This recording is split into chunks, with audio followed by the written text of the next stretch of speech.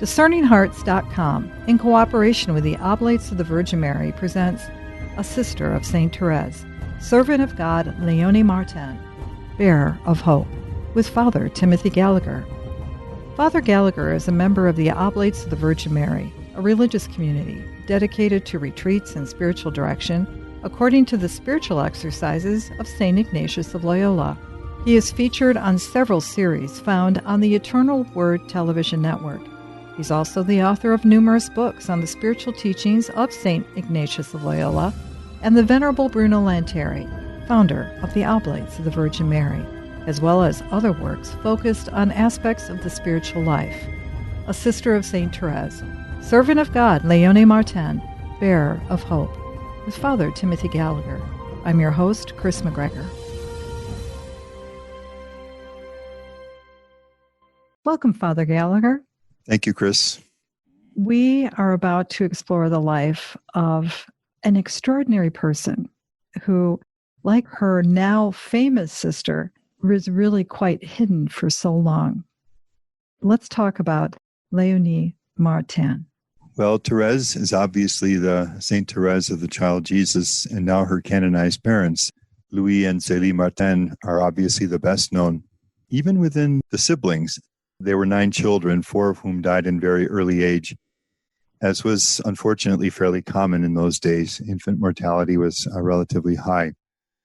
But there were 5 sisters, all of whom survived. Thérèse obviously is the best known. And then the 3 who were with her in the Carmel in Lisieux, that would be her oldest, Pauline, and then the oldest, Marie, and Céline.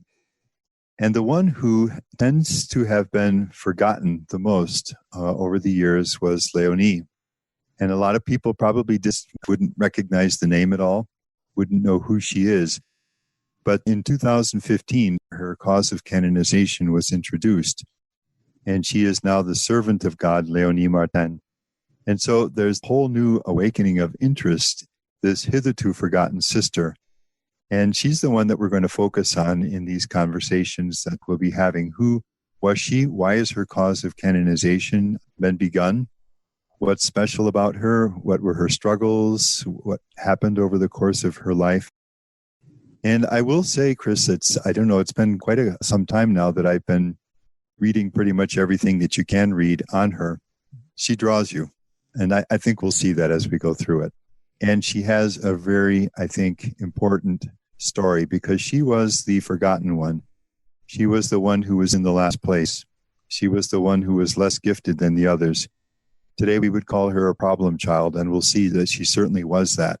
A source of great anxiety to her mother, to her parents both. Disruption in the family for all the years of her infancy and to her teenage years. And then the story took the turn that it did. But I don't want to anticipate anything. I think we'll just let it unfold chronologically. That, I think, is something that has really spoken to my heart about her as well. I didn't know very much about her until I heard her described by her mother. And as a mother myself with kids, there's something about how she spoke about this particular child that really touched my heart. I am so grateful that we're going to explore this as well. Again, I would like it just to unfold. I kind of know the end story as far as her life goes, but I think for the listener, my hope is that, like me, as you learn more and more about her, there's something that is so compelling and poignant. I'm so grateful that you're doing this. Mm-hmm. Well, I'm really happy to do it. And what we'll see is that until her mother's death, and Saint Zélie dies when Léonie is 14. So for the first 14 years of Léonie's life, this is equally the story of mother and daughter. And we will see Léonie almost exclusively through the eyes of her mother. Her mother lived incredibly packed days as the years went by and the family grew. Eventually she had 9 children, 4 of whom, as I mentioned, died early, but this was a large family. She also had a thriving lace-making business, which eventually became the support for the family. her business grew so much and she was so overwhelmed between caring for her children and managing the business. And sometimes she would have about 30 women working for her on this. That, as he did so often in his life, her husband, Louis, renounced his own watchmaking and jewelry business, in which he was doing well, to work full-time to support his wife. He was the one who sort of managed the business. He would make the business trips, contact the vendors and suppliers and so forth for her. And notwithstanding these packed days, she still wrote a large number of letters. 218 of them have been preserved, and they're published in English translation in a book called Call to a Deeper Love, the Family Correspondence of the Parents of St. Thérèse of the Child Jesus, which is a wonderful book. Her husband's letters, Louis' letters, are also in there, but he didn't write very often. He left most of that to his wife. So we'll see Léonie through these letters for the first 14 years of her life. When we did a series of podcasts on St. Thérèse, we also focused on the letters. Did that because they are an extremely rich source. St. John Henry Newman says at some point in his writings that in his mind, the best way to get to know a person, even more than a biography, is through reading the person's letters. And I've always thought that he's right, because you get the person without any mediation. You get the person directly. So we opted to look at the letters of Thérèse because they are so rich and because they're also probably the least known of her writings. In this case, we had other choices. You could look at Thérèse through her own autobiography, through the abundance of the various witnesses to her, through the cause of canonization, and so forth. With Léonie, things are different. Really, the only essential way to get a hold of Léonie and to follow her life is through letters, because she never wrote very much, very, very little. Just a few personal notes from retreats and things like that, outside of the letters. So we have these letters of Zélie, which will take us through the first 14 years of Léonie's life. And then we have Léonie's own letters. We have 342 letters of Léonie conserved, most of them written after she eventually entered religious life. And we have almost 2,000 letters written to her by her sisters, something like 1,800 letters. There are reasons why that correspondence was so abundant, which we'll see when the appropriate time comes. But that's just to explain the methodology that we'll use here. So let's dive right into the letters. And this first letter is written when Léonie is 7 months old. And it's our first reference to her. This is a letter that Zélie writes to her brother Isidore. These early letters are generally written to either her brother Isidore, who was 10 years younger than she. Zélie was one of three. Her older sister, Élise, who became a visitation sister and would have a great impact on Léonie. And then 3 years later, Zélie was born, and the two sisters were very close. They had a very difficult upbringing, and it brought them very close together. And then 10 years after Zélie, their youngest brother, Isidore, was born. Isidore would have a significant role in Thérèse's life later on. He was a major figure in this whole saga of the Martin family. He married his wife, Céline. A very warm bond of affection quickly developed between Zélie and her sister-in-law, Céline, her brother Isidore's wife. And so the letters that we'll look at this stage are written either to Isidore, her brother, or to Isidore's wife, Céline. And in this particular case, Zélie is writing to Isidore, and this is the first reference to Léonie, who is 7 months old. Little Léonie is not coming along very well. However, she's not sick. So that's our first reference, and the first reference indicates that Léonie had struggles of health from the very beginning. Apparently, Zélie's pregnancy, with Léonie, which was her third pregnancy, so at this point, her oldest daughter, Marie, and Pauline were born and are healthy and doing well. But the third pregnancy was accompanied by some kind of physical struggles. I haven't been able to find the details in any of the writing. This is another difference between Thérèse and Léonie. In Thérèse, everything has been studied, and books never cease to come out about her. Whereas with Léonie, it's only 5 years since her cause of canonization was introduced. There still is a lot more study and work to do with regard to Léonie. So there'll be some points in which we'll wish we knew more, but all we can do is what we have. We have an awful lot, as we'll see, primarily through the letters. But the first 16 months or so of Léonie's life, she vacillated between life and death for reasons of health. So the very beginning was not easy for Léonie.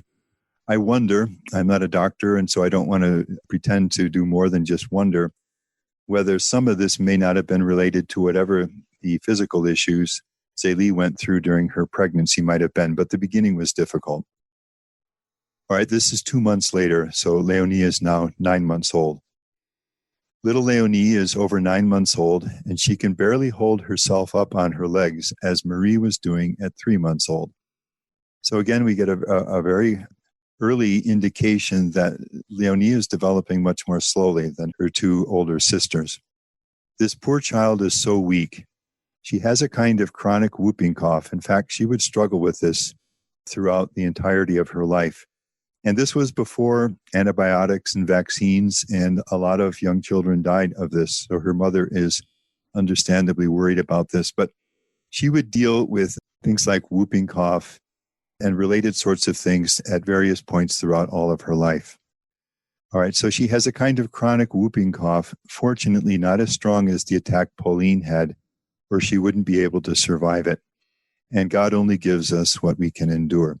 So these are our first indications, and what we're getting from Zélie is worry, is concern. Her child is just not doing well in her first year. This next letter is 2 months later. Léonie is now 11 months old. Little Léonie is not doing well.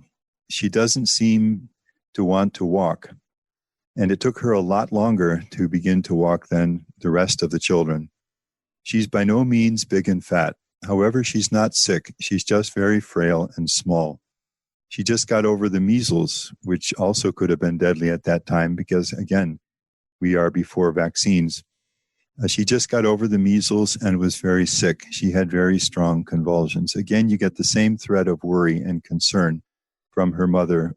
If you read Zélie's letters, you'll see her delight, for example, in Marie or Pauline or later Céline and Thérèse, just as a mother would do in seeing them do well and the charming things that they do.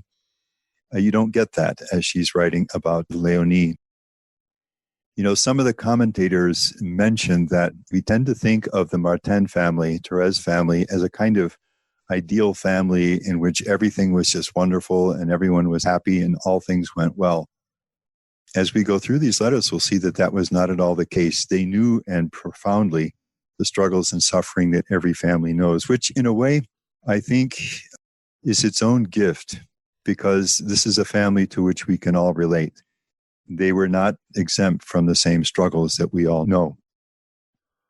All right, the next reference to Léonie is about a year later, a little less. Léonie is now 1 year and 9 months old, and Zélie is writing to her brother Isidore. And she says, now let's speak of something else.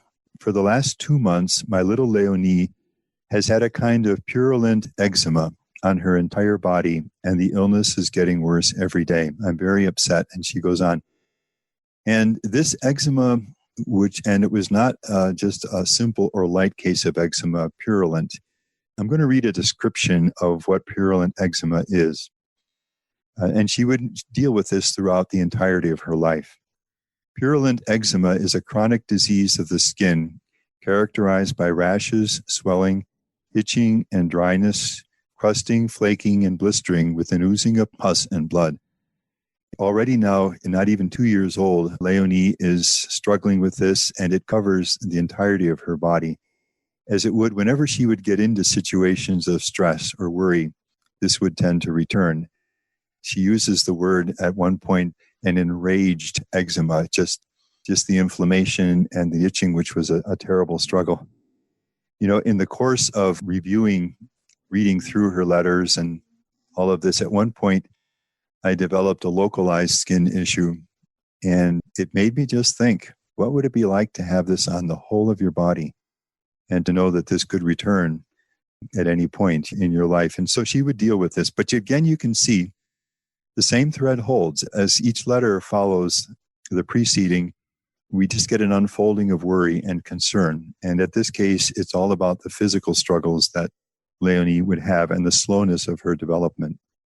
I'm very upset, and the doctor doesn't know how to treat it. If ever any mothers are listening who find themselves worrying about their children, then Zélie is the saint, because there is so much worry and concern as she watches the growth and struggles of her children. Later, the business and her own health and all that she deals with. The doctor doesn't know how to treat it. He told me to give her some anti-scorbutic syrup, which I did, but the ravages of the illness didn't lessen. It seems that these kinds of illnesses are almost incurable. Please give me your advice and tell me what I should do, because her brother Isidore had studied to be a doctor, later left those studies and completed his training as a pharmacist. And so that was his lifelong profession. His father-in-law had a pharmacy in Lisieux, and he wound up taking over that pharmacy, marrying, of course, his father-in-law's daughter. That's actually how the whole Martin family eventually winds up in Lisieux, because of the pharmacy that Isidore took over. So we'll see in these letters that Zélie will often ask her brother for advice on how to handle one kind of physical condition or another. You wouldn't believe how much I suffer seeing my poor little daughter in this state. She's a real mother. I've just written to our sister Élise. Now, Élise is the other that I mentioned. She's the oldest. Élise entered, as I mentioned, the visitation order, was in the convent at Le Mans in France. And that too will be a key place in the life of Léonie. Élise, or in religious life known as Sister Marie d'Aucité, Sister, I guess you'd say Mary, Dorothy in English, would always be a key player in her life. Both Zélie and her younger brother Isidore looked to their oldest sister, Sister Marie d'Aucité, as she was kind of the saint in the family, and she was really a wonderful woman and religious, and the wisdom figure. And you see in the correspondence that they write to her asking her advice, and her letters to them are very much the letters of an older sister, trying to assist their younger sister and brother.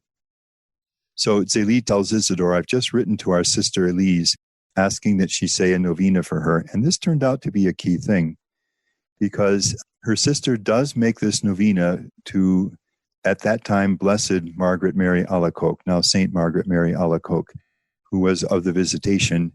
At that point, that's when the 16 months of life and death struggles end, and Léonie begins to do better physically.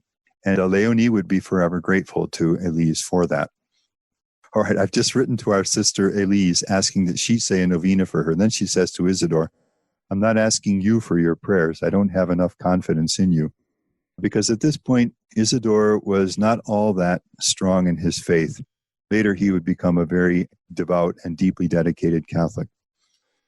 All right, the next letter is just a few months later, and Léonie is now 2 years old. Zélie is writing to Isidore. Léonie is very cute and rather strong. So this is the first more hopeful, positive note that we get. It's an absolute fact that she's never been sick since my sister made the novena to Blessed Margaret Mary, who was beatified in September. One of the commentators, actually several of them, writing about the story of Léonie, speak of it as the victory of a family. And it really is very much. Without the love and support and faith and the constant encouragement of her family, Léonie's life would have been very different.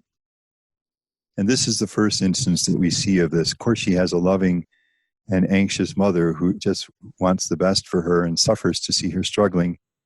But the prayers of her aunt signalize the first turn for the better in her life. And that is really, she could have easily died, as we've seen 4 others did early on, but she does survive. And she would live to be 78, actually, Léonie.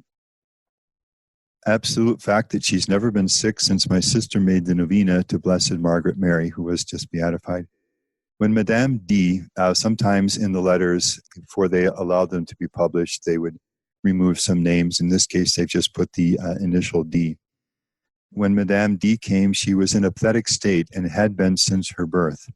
She had continual heart palpitations and an inflammation of the intestines that started when she was born. This was another thing she would deal with throughout all her life. Enteritis, they'll call it sometimes, inflammation of the intestines. In short, I saw her hover between life and death for 16 months. I remember that during that time, I wanted to stand her up on her feet, and I was unable to do it successfully. Immediately after the novena, she could run like a little rabbit. She's incredibly agile. The next reference to Léonie is 4 years later. So Léonie is now 6 years old, which in itself is interesting because for example, Thérèse is born or Céline, you'll get constant references to them. And just an interesting fact that many years go by, at least in the conserved letters, there's no reference to Léonie. And Zélie is now writing to her sister-in-law, Céline. My children speak to me often of your little Jean. So Céline had 3 children. Her sister-in-law had 3 children. Her oldest daughter, Jean, who eventually married. Then the second, Marie, who also became a Carmelite and lived with the other 4 Martin sisters in the Carmel in Lisieux. And then she had one son who died at birth. In both families, both the Martin family and then the family of her brother, the Gallagher family, it was the male children who didn't survive. And that's why we have essentially, except for the husbands in both cases, these are families of wives and daughters because the male children didn't survive. So my children speak to me often of your little Jean, and they ask me if she's coming back soon. So periodically there would be visits between Alençon, where the Martin family lived, and Lisieux, where the Gallagher family lived. If she's coming back soon, Léonie calls her the little boy Jean. We're having a hard time making her understand that Jean is a little girl and not a boy. She understands things so slowly, but she's always been sickly, and I hope she'll develop later on. And so we get another window early on into Léonie's life that she was not only physically very frail, but she was intellectually very slow. She struggled throughout her life. We'll see her studies were always difficult for her, and she never did very well in them. Just one little insight into this. When later Thérèse's cause of canonization is underway and the sisters are being asked to give their witness and so on, her sisters write to Léonie and they remind her clearly, don't write anything without letting somebody review your French before it goes out. Intellectually, she was never very gifted. A year later, Zélie writing to Isidore, Léonie is now 7 years old. Now Léonie has had a problem with her eyes for almost 2 years. So here's another physical issue, 2 years. So that's from age 5 to 7, an issue with her eyes. If you know a remedy for this, please let me know. God willing, it will be more effective than those I've tried so far. This poor child, and this is the word that Zélie will use to describe Léonie, la pauvre Léonie, my poor Léonie. This poor child concerns me because she has an undisciplined character and a limited ability to understand. So the picture keeps amplifying. It's not only physical issues and not only intellectual limitations, but now we have a reference to an undisciplined character. She's emotionally difficult. She's hard to control. There are emotional struggles in this young girl's life. The next letter takes us now to Léonie at 8 years of age. And now something else comes in. This is the year 1871, which is the year of the Franco-Prussian War, when the Germans invade and defeat France. And the repercussions are very real in this small city of Alençon. There's a bombardment. The family has to take refuge in the cellar. When the city is defeated, 25,000 Prussian troops march through the city and they watch this. And then they are obliged, as many others in the city of Alençon, to house, in their case, they are assigned 9 of these German soldiers who take over the first floor of the house. During the bombardment, the family takes refuge in the cellar. And during the time that the soldiers are here in the house, Léonie takes refuge in the cellar. And we have her described just sitting on a stool, living down there to avoid having to deal with these German soldiers and the danger and the upset of the family. Léonie would go through 3 wars in her life. This was the first one when she is just 8 years old. Now you can imagine what this can mean for a young girl whose life is already so unstable and so difficult in so many ways, now to have the additional suffering of going through a time, not only a war, but a defeat, and one that touches her own family home, actually enters right into the family home with all the fear. How are these soldiers going to treat the family? Just what's going to happen? In fact, if you read Zélie's letters, she resolves to treat the soldiers well, with politeness and with courtesy. And so there were no major struggles of any kind. But you can see this 8-year-old girl afraid, day after day, sitting on a stool in the cellar. What's the emotional impact of this going to be? This is a young girl in whose life there's no stability. Everything is changing. Nothing seems to go well. And through all of it, physical frailties, emotional struggles, and struggles with any kind of learning. Zélie writes, she's writing to her sister-in-law, "I'm not sure if you know that the Prussians have been in our home since Monday morning at 7 o'clock. They marched in front of our house until 1 o'clock in the afternoon. There were 25,000 of them. I can't describe our anxieties. Monday, around 3 o'clock, all the doors were marked with the number of enemy soldiers to be housed. A big sergeant came to ask us to inspect the house. I took him up to the first floor while telling him we have 4 children. Fortunately for us," so at this point, the next child, Helene, has been born. "Fortunately for us, he didn't try to go up to the second floor. Finally, they made us take 9 in all." And then she says later in the life, "The town is in desolation. Everyone is crying except me. A projectile smashed a storefront very close to us. We had to go down into the cellar."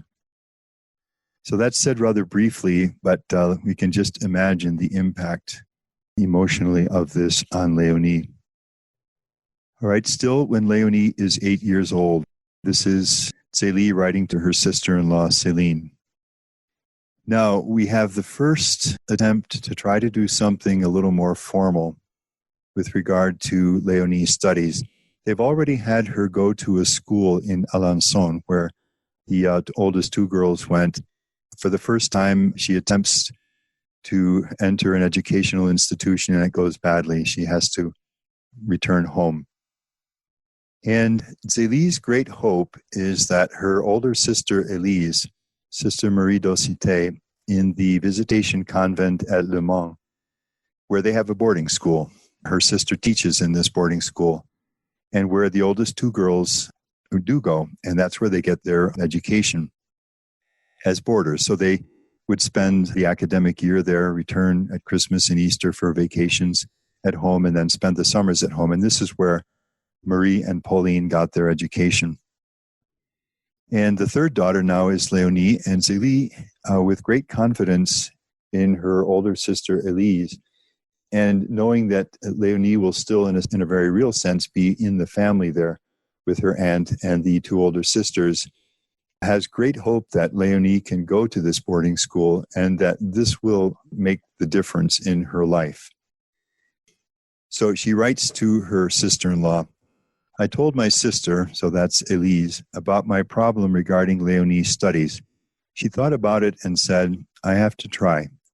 She found the Mother Superior and asked to take the little girl and look after her until the vacation.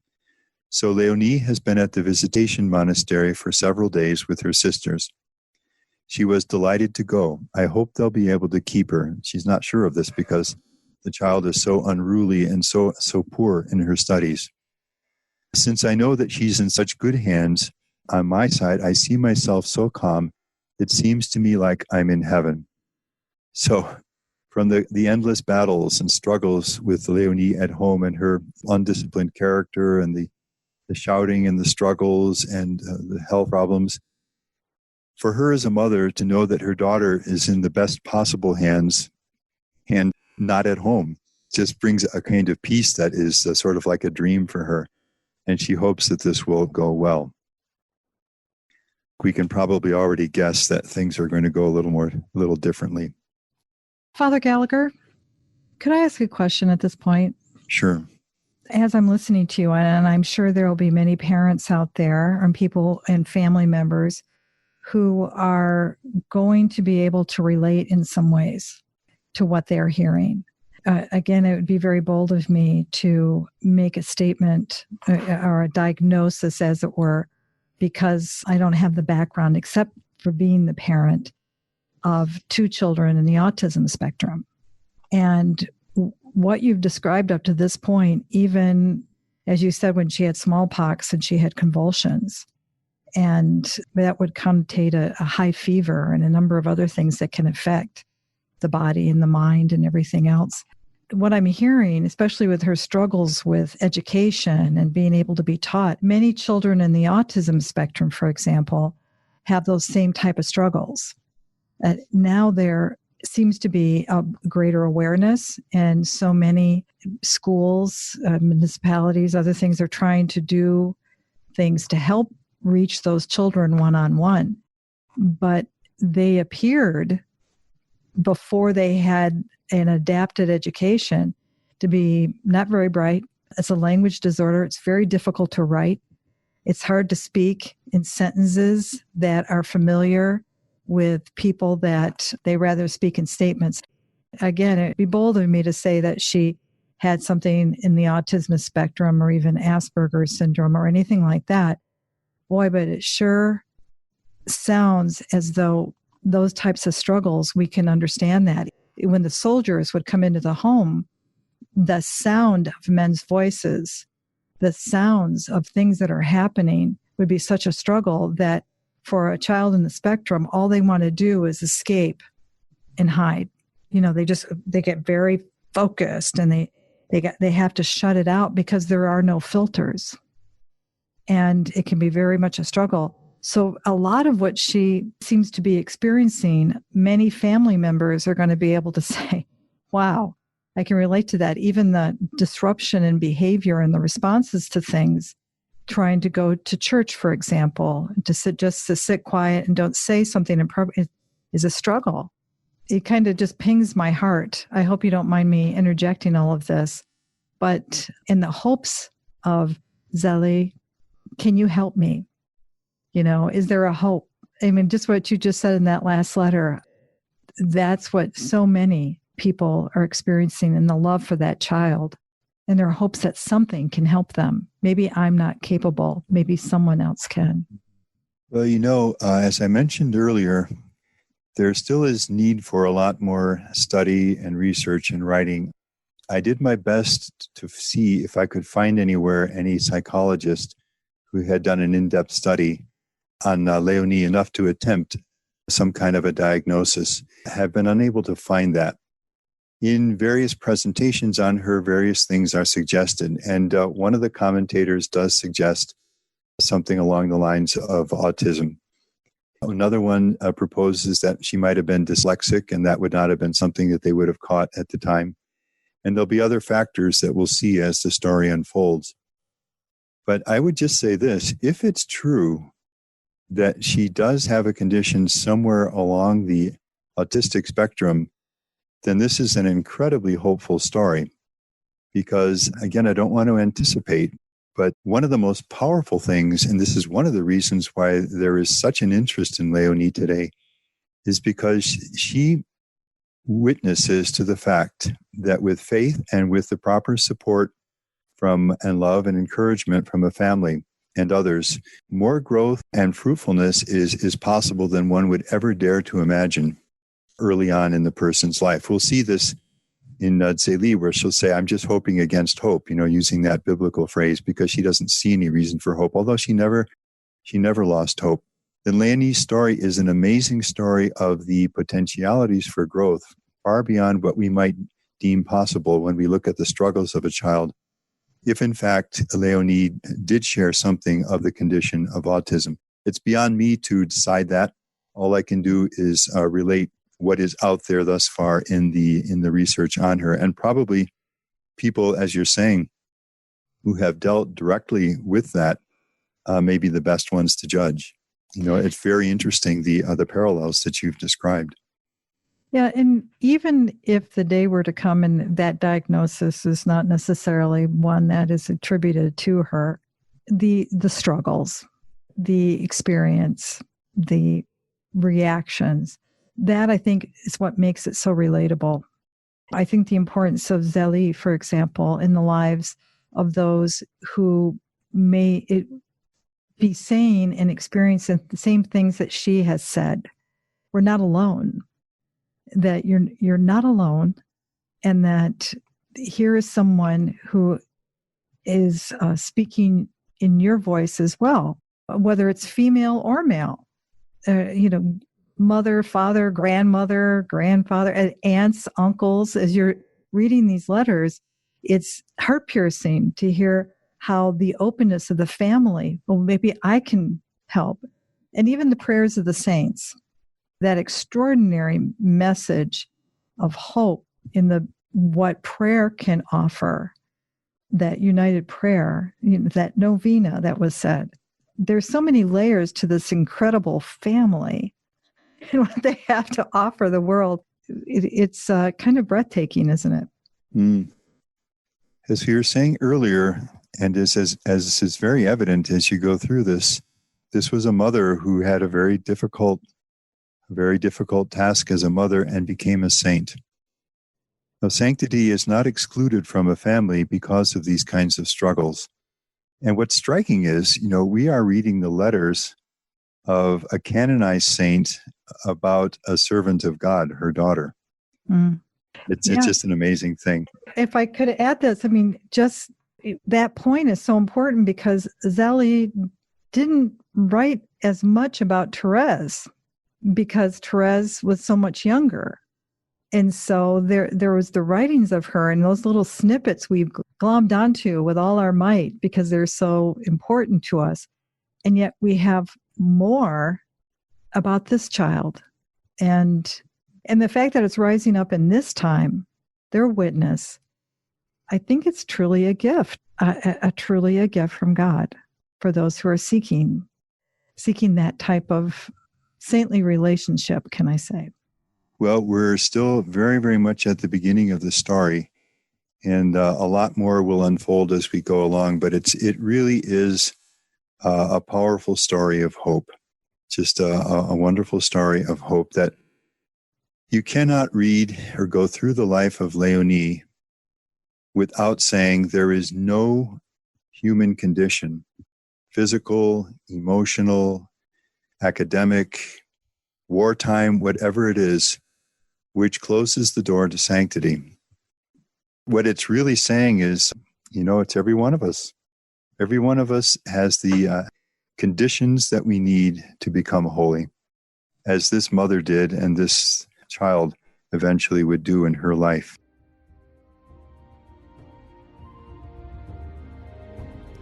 You've been listening to A Sister of St. Thérèse, Servant of God Léonie Martin, Bearer of Hope, with Father Timothy Gallagher. To hear and or to download this episode, along with hundreds of other spiritual formation programs, visit discerninghearts.com, or you can find it on the Discerning Hearts free app. This has been a production of Discerning Hearts in cooperation with the Oblates of the Virgin Mary.